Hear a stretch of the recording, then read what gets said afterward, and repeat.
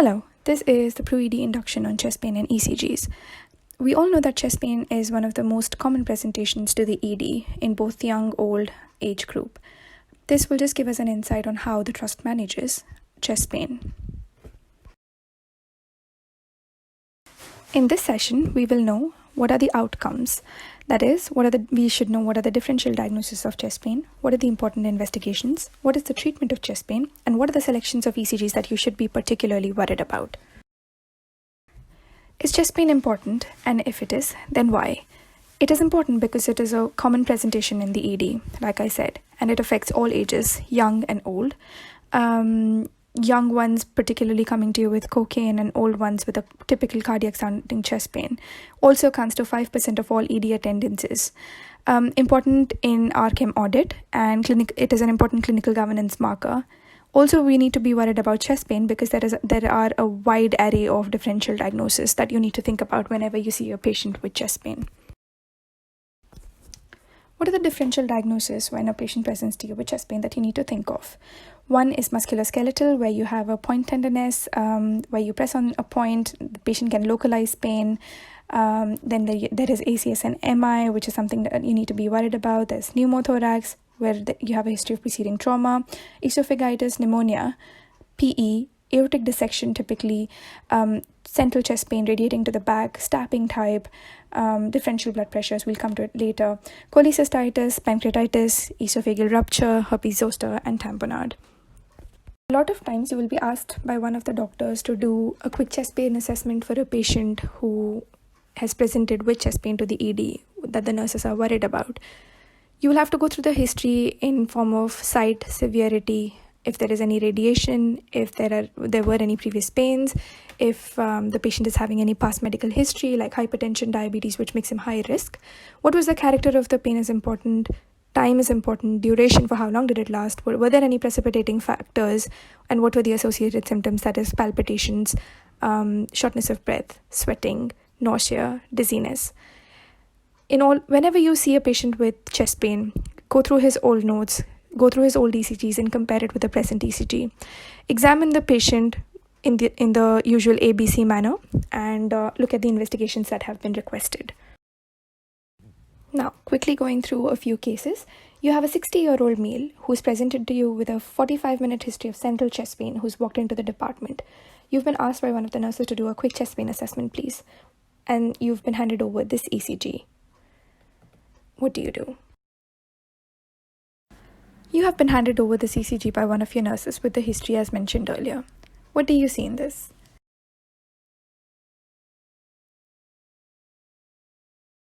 You see obvious and prominent ST elevations in V2, V3, V4, and also subtle elevations in V5 and V6, 1, and AVL, with some reciprocal changes in inferior leads.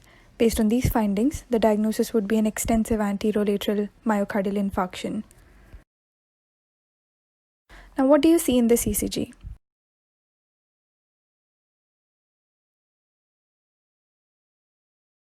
You see prominent ST elevations in inferior leads, that is in 2, 3, and AVF, with reciprocal changes in the lateral leads, that is 1 and AVL. So this is an inferior ST elevation MI. But also if you see very closely, you see that there is an involvement of posterior wall, that is in lead V2, you see an upright and tall R wave with a concave up ST depression and upright T wave, which may indicate a posterior MI. So as for this case, you need to request for a posterior ECG. Whenever you see this sort of ECG, please do request for a posterior ECG as well. Now let's quickly discuss what are the leads that you see on the ECG. Now typically V1, V2, V3, V4 are anterior septal leads. V5, V6, and 1 is lateral, and inferior is 2, 3, and AVF. Now, what is the STEMI pathway in our hospital? Any patient that is presenting to you with a chest pain with a concerning ECG, that is an ST elevation of more than 1 mm in 2 or more limb leads, or an ST elevation of more than 2 mm in 2 or more chest leads, that is V1 to V6, or a new onset left bundle branch block or a posterior MI, that is in V1 to V3 you see tall R waves with ST depressions. In this case, you're supposed to call the cardiology reg or SHO immediately at King's College through Bleep 111. Once the patient has been accepted by King's College, you need to arrange a critical LAS transfer. You need to state critical transfer for primary angioplasty myocardial infarction. Treatment, you need to give the patient immediately aspirin 300 and ticagrelor 180. You need to treat the patient for the pain with GTN or morphine. Photocopy all of these notes and ECGs before the LAS arrives and give the handover to LAS, inform the cardiology team at KCH and inform the PRUH bed manager. Second case, there is a 72-year-old male with a 2-hour history of right-sided chest pain, which feels peculiar. He's had similar episodes. He has a past medical history of diabetes and hypertension. You've been given this ECG along with the history stated before. What do you see in this ECG?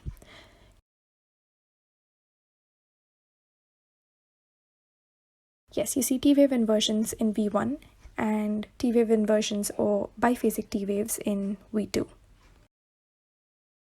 What do you see in this ECG?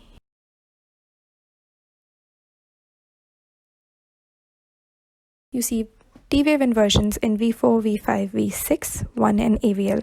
So yes, you need to be concerned about this ECG if a man is presenting to you with a cardiac sounding chest pain. You probably will need to see his investigations and keep doing serial ECGs, and you will need to be worried about him. This table shows us the probability of an acute myocardial infarction for a patient with chest pain, which means that any patient presenting with myocardial infarction can present with any one of these clinical features, and the most common clinical feature associated with myocardial infarction would be a chest pain or the pain radiating into arms. We have a chest pain pathway for a patient being admitted to the CDU at the PRUH that comes with inclusion and exclusion criteria. Inclusion criteria are any patient coming with chest pain who's a low or intermediate risk of ACS, normal clinical examination, no other diagnosis is likely, and this patient should have been discussed with ED consultant or senior doctor on shift prior to admission to CDU. Exclusion criteria are high risk or red flags findings on history, examination and investigations, ischemic ECG changes, raised troponin more than normal, clinically unwell, significant comorbidities which will eventually require admission, or decision to treat as a definite ACS. Before you admit to the CDU, you should have sent their initial trop and seen it. ECG and chest x-ray should be reviewed. You should have given them aspirin and GTN, and analgesia should be administered. Ongoing analgesia and regular medication should be prescribed, and a second troponin should be requested, that is 6 hours after the onset of last pain. Repeat ECG should be requested. Put your name in the doctor responsible and when do you complete your shift. Get it signed by your senior or the consultant and review this patient. We earlier saw how we treat or deal with patients who are high risk of ACS in the ED or with ECG changes. Now, how do you deal with patients who are at lower intermediate risk or time of onset of pain is less than 6 hours? You need to send off their initial troponin in the ED. Now, if the initial troponin is more than 13, you need to discuss it with your ED senior or consultant, reassess them in terms of ECG, risk stratify based on heart scoring and troponin level. If you think this is likely ACS or any other acute pathology that is causing a troponin rise, you need to treat it as ACS, refer it to the medicine team on call, give them GTN or morphine if they are in any pain, and consider any other acute pathology. If a patient is coming to you with a chest pain with more than or equal to, say, 6 hours of pain, they may be suitable for a single troponin. But if the patient is coming to you with less than 6 hours, and if the troponin is less than 13, you need to admit them to CDU.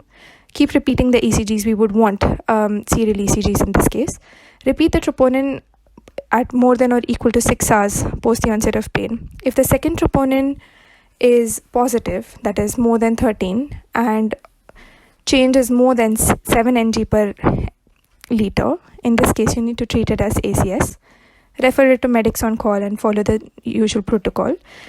If the troponin is negative, that is less than or equal to 13 ng per L, or change is less than or equal to 7 ng per L, you have ruled MI out and you can consider to discharge this patient with or without appropriate follow-up.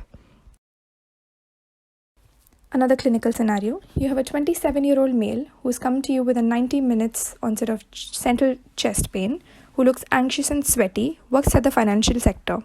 You have been handed over the ECG. Now, when you see the ECG, what does it show? What do you do next? And what you don't do? This ECG has been handed over to you with the history mentioned as before. What do you see in this ECG? Yes, the rate is pretty fast, so it is a tachycardia. And the rhythm is sinus, so it is a sinus tachycardia with some ST depressions in lateral leads, that is V4, V5, V6, and 2, 3, and AVF. So this is a sinus tachycardia with ST depressions in certain leads. Now this could be a cocaine-induced chest pain, but what are the other differentials you need to be thinking about? Aortic dissection, pneumothorax, myocardial infarction, or ischemia, which can be caused by cocaine. What cocaine particularly does is it increases the catecholamines, which increases the oxygen demand, vessels go into vasospasm, and cause thrombosis. Treatment for this is diazepam, GTN to dilate the vessels, aspirin and oxygen. You also need to consider PCI and thrombolysis. And you never ever give these patients beta blockers, because if you give them beta blockers, it causes unopposed alpha action, further increases their heart rate, which can be catastrophic. Next scenario, you have a 24-year-old male who recently had an upper respiratory tract infection. He comes to you with a sharp central chest pain, which is worse on particularly changing position, exercise, and swallowing. He does not give you any illicit drug use. This ECG has been handed over to you by one of the nurses with the history mentioned earlier. What do you see in this ECG? Yes, you see widespread ST elevations and PR depressions in almost all the leads, with an ST depression and PR elevation in lead AVR. You see a concave ST elevation in almost all the leads, with some PR depression, which is typical of pericarditis with the history mentioned earlier. The first box here demonstrates how there is a PR depression. The second box here shows how there is a tiny J point, and this shows a concave ST elevation, that is a saddleback ST elevation. And this could be an MI, viral, or bacterial pericarditis, TB, or a locally invasive carcinoma. The diagnosis is typically made by a patient coming to you with a pericardial pain, that is central chest pain that is worse on changing their positions or with exercise or with swallowing. There should be a pericardial friction rub. This can be heard also if the patient is holding their breath, and a concordant ST elevation. You need to do an ECG, chest X-ray, full blood count, ESR, CRP, and troponin with or without blood cultures. Management is you manage them with NSAIDs and PPI, and or maybe arrange for an echo as an outpatient or inpatient. Next scenario. You have a 75-year-old male who's come to you with sudden tearing pain radiating through to the back. There is also an episode of syncope. Now, what is your management plan? Now, you decide to do an X-ray. The X-ray is as shown here. This is an APA rect view. What do you see in this?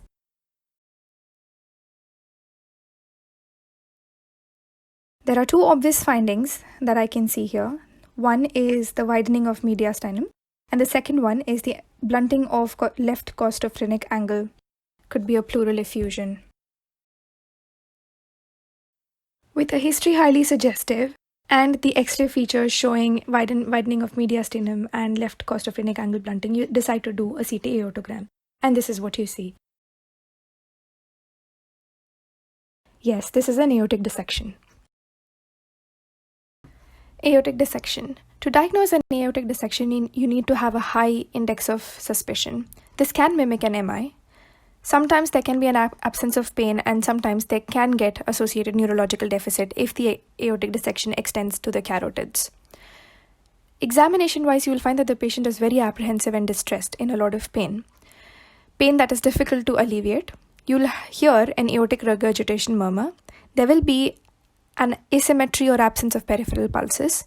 The patient can be hypertensive, or he can be hypotensive with features of tamponade or neurological signs in association with pain. For investigations, you will do a full blood count, use and ease, LFTs, coag, cross-matched blood, ECG, and chest X-ray.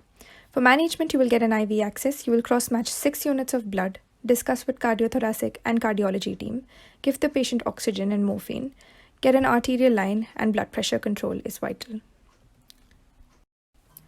According to Stanford classification, you have two types of aortic dissection, type A and type B. Type A involves the ascending aorta. It is treated surgically. 35% mortality rate and 60% of them are treated medically. Type B does not involve the ascending aorta. It is treated medically. 15% mortality rate and 25 to 30% are treated surgically. What are the radiological features or findings that you see in a patient with aortic dissection on an X-ray? You see a double aortic knob sign or a double knuckled aorta present in almost 40% of the patients. You see diffuse enlargement of the aorta with poor definition or irregular or abnormal aortic contour. Invert displacement of aortic wall calcification by more than 10 mm. The tracheal tube or nasogastric tube is pushed towards the right. You see a pleural effusion more commonly towards the left side, which could be suggestive of a leakage. You see a pericardial effusion or a cardiomegaly, and you see a left apical opacity. Next scenario, you have a 22-year-old male who's come to you with a pleuritic chest pain. He is recently returned from Egypt. He has slight shortness of breath. He's also tall and slim. You decide to X-ray this patient, and this is what you see.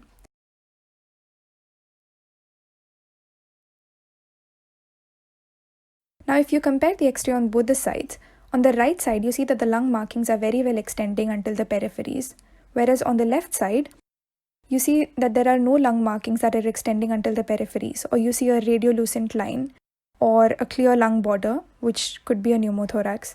And as per the history, it is also very suggestive, a young, tall, slim male who has had a recent travel history or a flight history. So this could be a spontaneous pneumothorax. Spontaneous pneumothorax in adults. Primary pneumothorax is when a patient does not have any clinically apparent underlying lung disorder.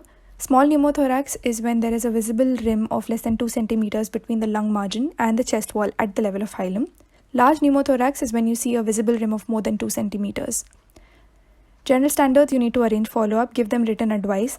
That is, they need to be seen by a respiratory specialist, they need to have a repeat X-ray in 2 to 4 weeks, and to avoid air travel until they are seen by a respiratory specialist, and to permanently avoid scuba diving. Now, primary spontaneous pneumothorax in a patient with minimal symptoms. If it is a small pneumothorax, you do not need to perform chest aspiration. If it is a large pneumothorax, then they need to be treated with simple aspiration, and they need to have a chest X-ray before they are discharged. If they're symptomatic, these patients should be treated with a simple chest aspiration. And if chest aspiration fails, they need to have an intercostal drain. The intercostal drain should be of less than 14 gauge, according to BTS guidelines. BTS guidelines on the management of spontaneous pneumothorax. If the pneumothorax is bilateral, and if the patient is hemodynamically unstable, you will directly proceed to put a chest drain. Now, if the patient is more than 50 years with a significant smoking history and has an evidence of an underlying lung disease or exam on exam or chest X-ray, this is a spontaneous pneumothorax. You will see if the pneumothorax is more than 2 centimeters or if the patient is breathless, in which case you will put a chest drain with a size 18 to 14 French and admit this patient. If the size is between 1 to 2 centimeters, you will aspirate it to make sure it is less than 1 centimeter, and you will admit the patient for high flow oxygen unless they're oxygen sensitive and observe for 24 hours. Even if it is between 1 to 2 centimeters, you will admit this patient. So any secondary pneumothorax patient is going to get admitted for high flow oxygen and observation for 24 hours. If the patient is less than 50 years with no smoking history or underlying lung exam, this is a primary spontaneous pneumothorax as discussed earlier. You will see if the size is more than 2 centimeters or if the patient is breathless, you will aspirate it with a 16 to 18 gauge cannula and aspirate less than 2.5 liters like in secondary pneumothorax. If you've achieved success, then you will consider discharge and review an OPD in 2 to 4 weeks. If you have not succeeded, that is if the pneumothorax is not less than 2 centimeters and if the breathing has not improved, then you will go ahead with a chest drain of 8 to 14 French and admit this patient. These are the necessary follow-up documents for a patient with spontaneous pneumothorax that are available in the trust, along with the documents that you need to send out to the respiratory specialist. with patient advice sheet that needs to be handed over to the patient. Another case scenario. You have a 34-year-old female with a pleuritic chest pain. She's recently had immobilization of her lower limb and she's on oral contraceptive pills. From the history mentioned earlier, it is obvious that this is a pulmonary embolism. You need to assess clinical probability. Most patients with PE are usually breathless or tachypneic or both. In the absence of these, the chest pain or hemoptysis is probably due to another cause. Clinical probability in patients with possible PE may be assessed by asking if another diagnosis is unlikely, in which case chest X-ray and ECG may be helpful. Is there a major risk factor, that is recent immobility, surgery, lower limb trauma or surgery, pregnancy, postpartum state, major medical illness, or a previous proven VTE? The probability is, if neither of these are present, then that is a low probability. If either of them is present, it is intermediate, or if both are present, then that is high. D-dimer is very helpful and is widely used in specific circumstances. In low probability patient with a negative D-dimer, this effectively rules out a PE. In all other patients, you need to order further investigations. D-dimer is not a routine screening for PE, and it should only be considered where there is a reasonable suspicion of PE. Only a negative result is of any value, and it should not be performed in patients in whom alternate diagnosis is highly likely, if clinical probability is high, and in a probable massive PE where a patient presents with hemodynamic instability. This slide shows us modified Wells criteria for a PE, where you have clinical signs of DVT, or if alternate diagnosis is less probable than PE, scoring 3 points each, heart rate of more than 100, recent immobilization or surgery, previous DVT or PE, scoring 1.5 points each, and hemoptysis or cancer, scoring 1 point each. Anybody with a normal D-dimer or low clinical probability will safely exclude PE. Any patient scoring 2 or more, or in whom there is a raised D-dimer, requires pulmonary imaging. The table on the left shows us the pulmonary embolism severity index, which is a risk stratification tool to determine mortality and outcome in patients with a newly diagnosed PE.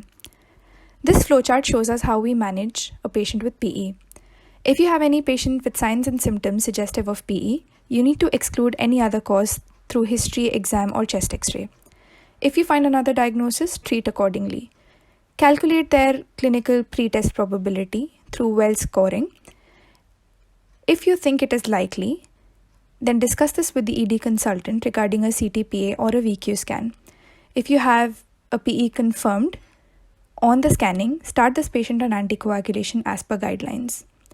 If the patient is suitable for ambulatory unit, refer them to the ambulatory day unit for further workup. If the patient is not, that is if they are hemodynamically unstable, admit them under the medical team. If you think that their pre-test probability shows PE is unlikely, you need to request D-dimer. If the D-dimer is negative, you need to consider alternative diagnosis and investigate it if appropriate and discharge them home. If the D-dimer is positive, treat them as per the PE likely pathway. One of the other potentially life-threatening causes of chest pain is a cardiac tamponade, which presents with a raised JVP, quiet or muffled heart sounds, and hypotension. Patient could also present to you in a cardiac arrest, which could be one of the reasons why you should perform a bedside-focused echocardiogram. If traumatic, you need to open the chest, but you do not have to do it if it is non-traumatic or if it is outside 10 minutes. Now, the conclusion to this is non-traumatic chest pain is very common ED complaint, and the challenges lie in differentiating the benign causes from the more serious causes. So it is always vital to take good history, perform a good focused examination, order appropriate tests, and always consider patient's age for initial risk stratification and ask someone senior. Let's go through a few ECGs. What do you see in this ECG?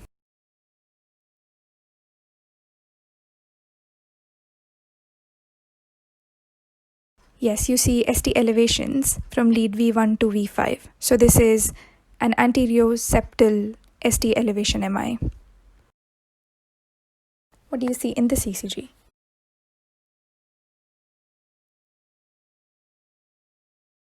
You see ST elevations in lead 2, 3 and AVF, that is inferior leads, with reciprocal changes in 1 and AVL. Yes, you also see ST depression in lead V2 with a tall R and an upright T, so you need to also request for a posterior lead. What do you see in this ECG? Yes, you see concave up ST depressions with an upright T and a tall R wave in V2, V3 and V4, meaning this could be a posterior myocardial infarction. You need to request for posterior leads ECG. These are the posterior leads from the same patients whose ECG was shown to you earlier, which shows ST elevations in V7, V8 and V9, meaning this is a posterior MI.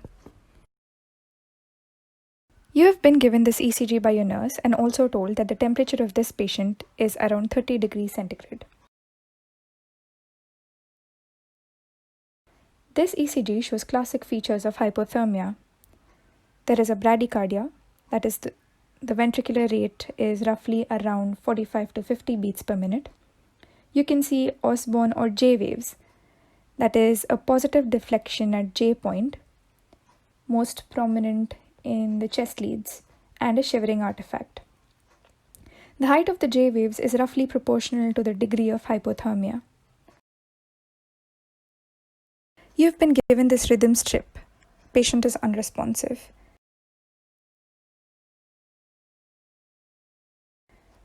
You see this pattern, which is very, very bizarre, with no organized rhythm or no PQRS complexes.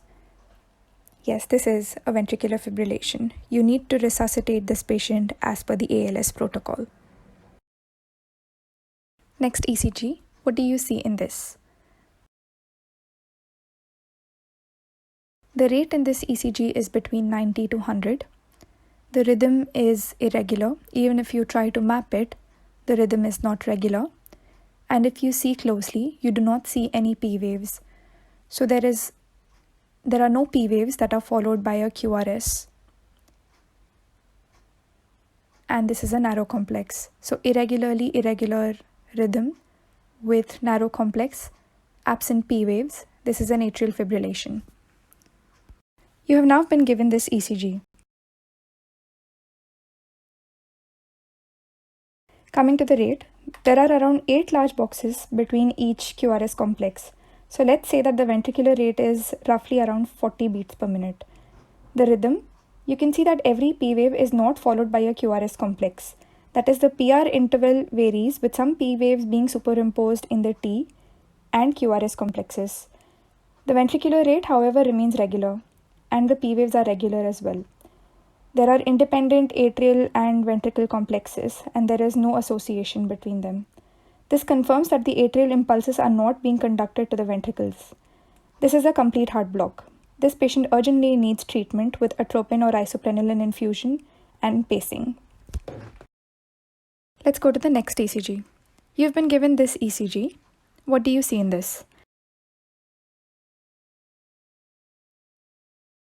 Now coming to the rate, you can see that there are almost 4 large boxes between each QRS interval. So the rate is roughly around 70 to 75 beats per minute. Coming to rhythm, you can see that every P wave is followed by a QRS and then T. So the rhythm here is regular. Coming to axis, you can see that there is a left axis deviation in this if you see lead 1 and lead 3. Now coming to duration, you can see that there is a slightly prolonged PR interval. So far we have seen left axis deviation, we have seen a PR prolongation. Now coming to the leads. You can see that in lead V1 there is a clear RSR pattern. You can see that even in lead 2. So this is a right bundle branch block. Here you're seeing a component of a left axis deviation, a prolonged PR interval, and a right bundle branch block. So this means this is a trifascicular block. This patient, if not given attention, may progress to a complete heart block. What do you see in this ECG?